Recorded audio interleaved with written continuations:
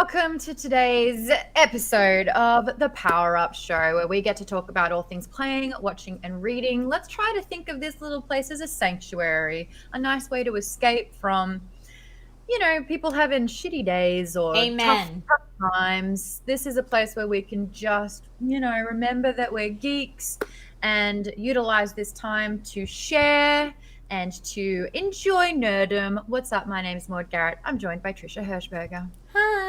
Yes, please, let's practice escapism at its finest right now, because I think everybody is probably having a tough time all around the world right now. So know that this is a place where we can come and, like Maude said, just escape for a short bit. So welcome, everybody. If you're watching here live, this is my Twitch channel, twitch.tv/Trisha Hirschberger, or you could be listening to this later as a podcast, or you could be watching it later on Geek Bombs YouTube. Wherever you are, welcome. Thank you so much for joining us. Power Up is an acronym. Power standing for playing, watching, and reading. And what we do is every other week, we like to share what we have been up to in terms of playing, watching, reading, and ask you to do the same. And then the opposite weeks to that, we have a guest on where we get to ask them, and it's all about them. But this week, it's all about us. And I've been playing, watching, and reading a bunch. Trish, I know you have been as well, where you can. So we're going to get stuck into it. When we do that, though, we actually bring in Geek Bomb's Amy Cassandra Martinez, who hits those headlines with us, and she gives us a little spiel about the news. So what's happening in the world of playing, and how are you, Amy? Hi, I'm doing well. Yes, we have a pretty exciting bit of news in the playing category. So there is this thing called Star Wars. Tales from the Galaxy Edge. Hold on, Star Wars? Star Wars.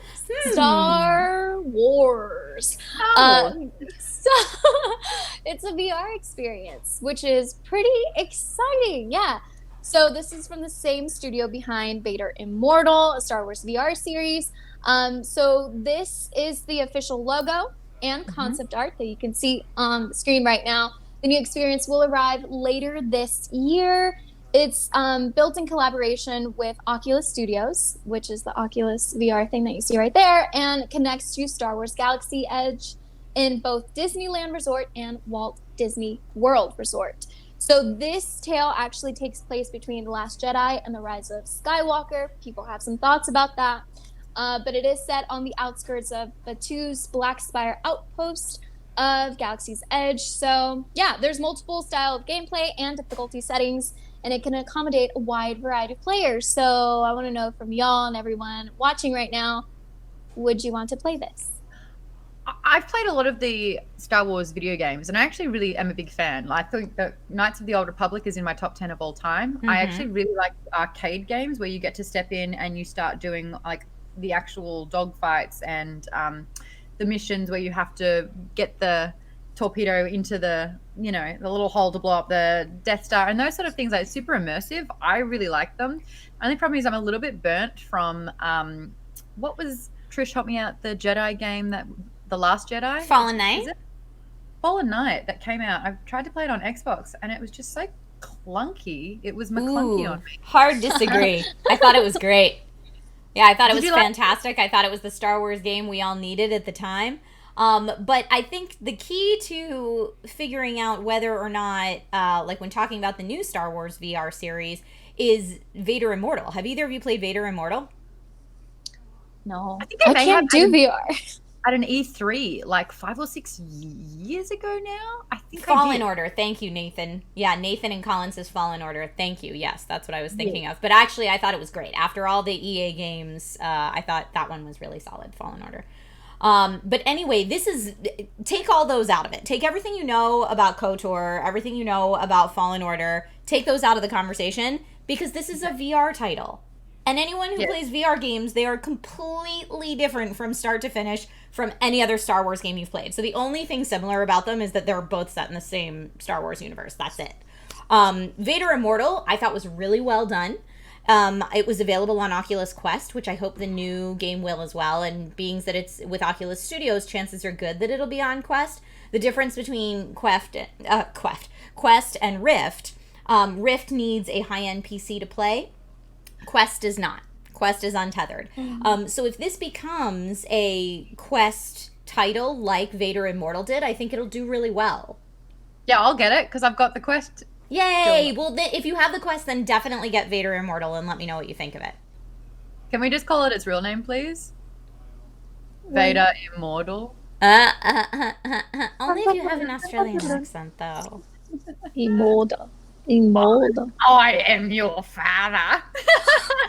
Yak Plays says there should be a Star Wars skin for Beat Saber, and if that's not already a mod, then I don't know what is. It has to already be a mod, right? Right? It does. I don't know how you can not be a Maude. I've only ever been a Maude. What are you talking about? See, Maude, you were born to be a PC gamer.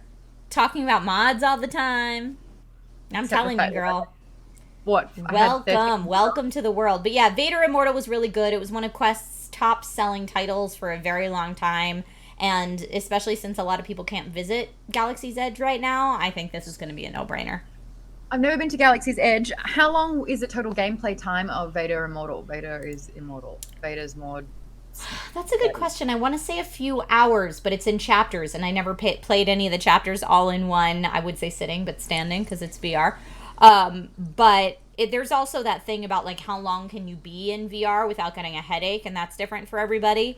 So again, I thought Vader Immortal did a really solid job of breaking it up into bite-sized chunks so that you didn't reach that point of exhaustion.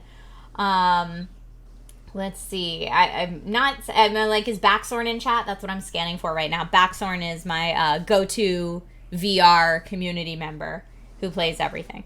I think I realized why I'm so apprehensive to get out the quest and actually play VR. Because my one arm span is like the length of both of you. I think I'm very long and I flail. And long and flailing is like instant broken bone or smash a TV or, you know. So you're worried that you don't have adequate play space for your long arms. Yes. Okay. And that's like a really real concern. Have you ever seen a tall person in a dodgem car? What do you guys call dodgem cars? I don't Bumper even know cars. what that is. You got a dodgem though. It's a dodgem car. It's bumper. You bump into them. No, you No. bump. You don't want to bump. You have to dodge. Is it like dodgeball?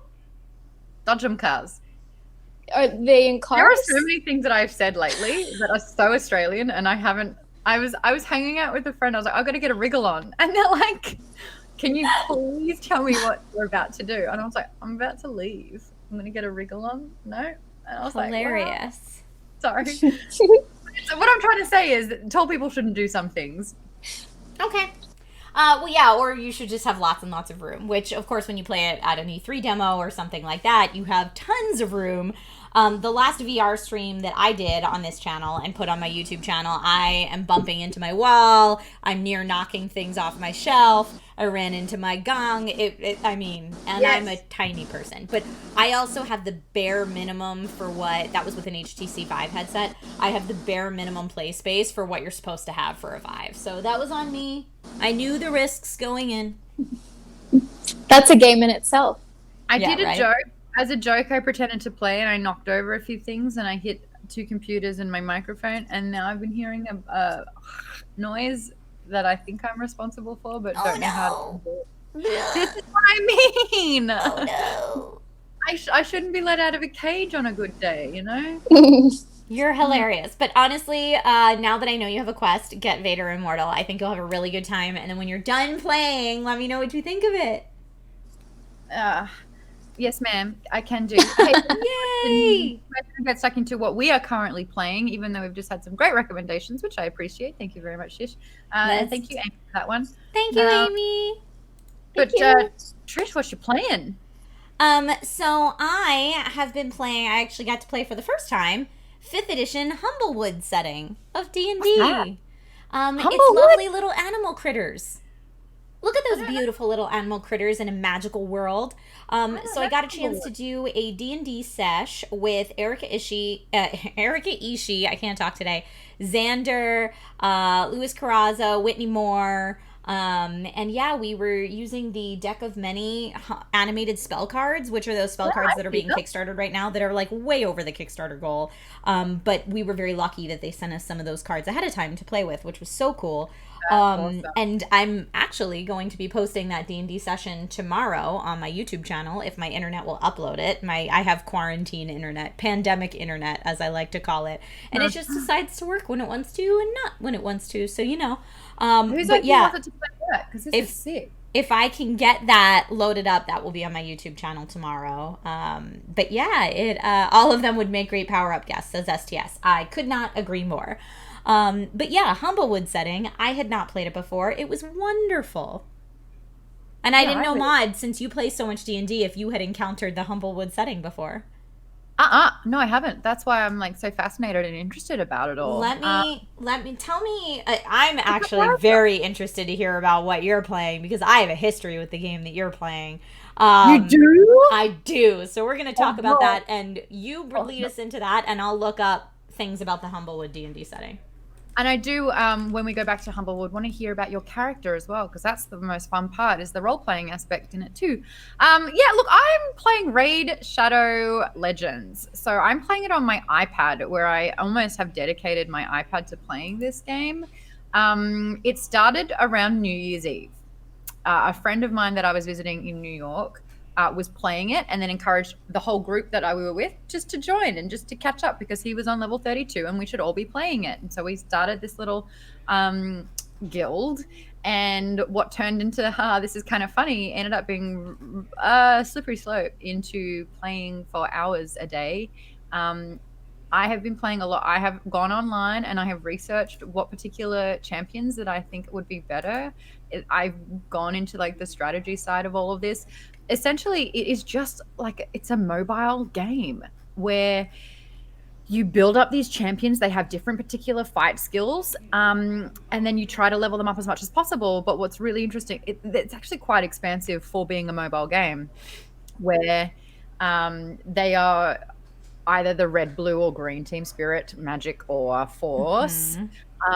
And they have different abilities like Pokemon. So like fire is really good against water. I mean, water's really good against fire, that kind of thing. My bad. But then there's also like different ways to make your heroes stronger. Every single day you have daily quests that you need to unlock and achieve. And really quite quickly, it was a bit of a hook it to my vein thing where when I would wake up in the morning, I would start playing it. I would go to bed, I would just make sure that I would just beep, beep, beep. Right, so I'm laughing because Atelos in chat said, oh no, not another Raid Shadow Legends ad with a tongue stick out face. So Raid Shadow Legends spends a lot of money in influencer marketing. And no, this is not an ad for Raid Shadow Legends. An email because I want some money back. Right? You just did a free one. So I started with Raid Shadow Legends back with a brand deal. They wanted to purchase a very big brand deal. They did one with Phil. They do one with everybody. Everybody does Raid Shadow Legends ads. Anyway, so before I agreed to Mighty X29 says almost every YouTuber is doing Raid Shadow Legends with a crying face. Agreed. Almost every YouTuber, apparently. I recommended it, and I'm just like Ian hook, line, and sinker, and I could have been making moolah. You could have been making, we should have gotten paid for this episode is what we're saying. Anyway, I did a big Raid Shadow Legends push, and before I agreed to do it, I was like, well, let me play this game, right? So I started playing the game. It was Comic-Con last year or maybe the year before, and I was like, well, I'm waiting in line for stuff at Comic-Con anyway. This is a good waiting in line mobile game, so I downloaded it. I start playing it. No joke, I became addicted, like a problem. Playing it all the time. So I hope my ads came across as genuine because they were, because I was like, all my ads were like, I can't stop playing this game because I legitimately couldn't stop playing the game. Anyway, long story short, TLDR, I had to delete it off my phone because I did not want to dump money into it. And the genre of game that it is a gacha game, GATCHA is what it's called. And it's basically you collect champions, you combine them together to get newer, higher level champions, and it never ends. And what I realized and got myself to the point where I was like, I need to delete this game.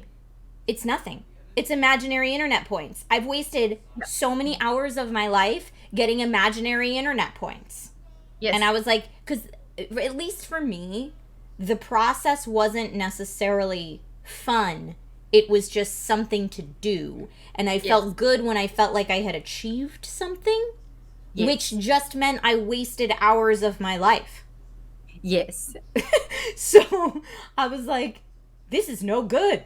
This is no good. So when I saw today that you wanted to talk about playing Raid Shadow Legends, I was like, she must have a brand deal. No. And because I don't, let me tear into some shit with it. I am so sick to death of all of the pop-ups. So you'll log on and then it'll tell you all the ways that you can spend money to try and further you along. And it's not like, you know how some in-app purchases are like drop $1.99 here? It's not that. No, it's a drop lot. $39.99, drop $129.99. And it's just for like little things that, again, don't actually progress you very far, because once you've burnt through all of that, I'm assuming you would be back to kind of exactly where you are, but just maybe it bought you 3 days faster. And that's really disconcerting. So every time I open it, I'm like, cancel. No. Like that upsell for me doesn't work. And I kind of like really wanted to think about their brand strategy in that regard, or their marketing. And are they really convincing people to drop $130, $150? They 100% are. They 100% are, which is why they can afford to do YouTuber brand deals every 2 seconds, because they are rolling in dough. All these brand deals, and it was like a friend who's barely a gamer was just like, yeah, I'm kind of into this. We should all kind of like get in a guild together. And because I didn't even really know that they were gamers, I was like, yes, wow, you're turning into nerds. I will encourage this. It's such a time sink. Oh, Nathan says there's a South Park episode on it. That's hilarious. Really? That's how well known of a crazy time sink this game is.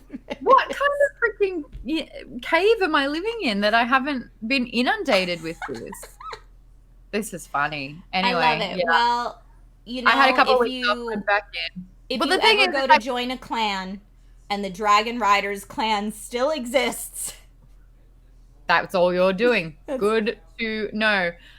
We called our clan one more bottle, because when we went out New Year's Eve, we would always just get one more bottle of wine. Funny. We get to rate that. But there you go. I mean, I just felt bad because I'm only playing Animal Crossing and Final Fantasy, and we've kind of done those to death. So I'm like, what haven't I spoken about? Oh yeah, my crippling secret. Yep. Well, you know what? I'm glad you brought it up, because now anyone out there who might also be addicted to Raid Shadow Legends, know that you're not in this alone. Maude 2 shares the same addiction, and I once did, but you can overcome it. What character are you playing in Humblewood? Okay, so Humblewood, I found out, I did not know this. I knew it was new. It's Kickstartered. Yeah, cool. It is also Kickstartered. Humblewood is a campaign setting for 5e that includes new birdfolk player races, new monsters, and compelling adventure and more. That's cool. And it kickstarted very successfully. Oh my goodness, so successfully. I was a kindled corvum, which is a type of bird. I was a kindled corvum druid named Coco, who... Say that 5 times fast. Kindled corvum druid named Coco? Yeah, that one. And we were playing a setting that Xander had created where we were all kind of auditioning to get into magic school. So we all had native magic abilities, and we were all level 4, I think, and, you know, trying to go through almost a Goblet of Fire-esque tournament to be able to get accepted to the school. And I won't spoil how any of it ended or what happened, but it was very, very fun. And my character, Coco, in particular, was a character who was obsessed with shiny things, a little bit of a loot goblin, and also someone with a photographic memory. So she could remember absolutely everything she's ever seen and know the exact value of it, because that's what she was obsessed with. And she talked really fast and a lot. She was, a little bit of a talkaholic.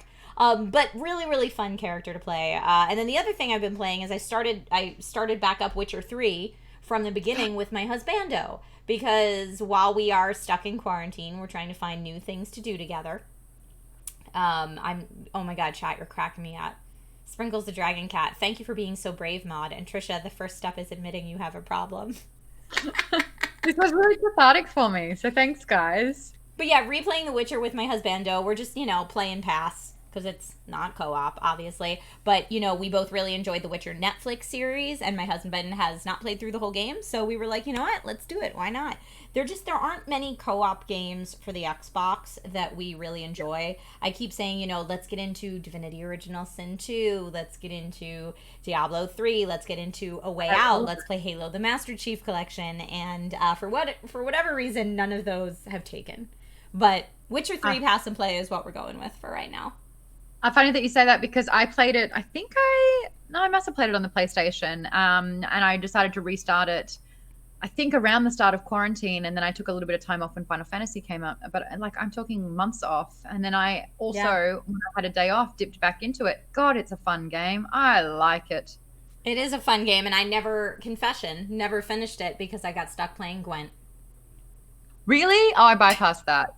I think some barkeep beat me, and I got so bitter that I was like, well, I can't lose if I don't play. Oh, no. So little mini games and side games like that, I will get, especially a card game, strategy card game. You know how to get me. Oh. Got to buy the cards as well. All right, well, that's all the time we have for playing, but we are going to open it up for question time. Amy's back. What kind of questions have you got for us? So this one is from Patreon, patreon.com/geekbomb. Go there and ask us questions. Mm-hmm. But I also will be getting one from Twitch right now. James Smith from Patreon asked, if your life was a book, game, or movie, what would the title be? I've actually had this conversation a few times where I'll say something and the response is, that should be the name of your biography. And I'm like, oh, yeah, I'll write that down. And then I don't. And now I'm stuck in this position now. I want to say something like The Tiny Shish That Could. That's cute. I like that. The moderator running her game called life. I like it. Amy, what would yours be? It.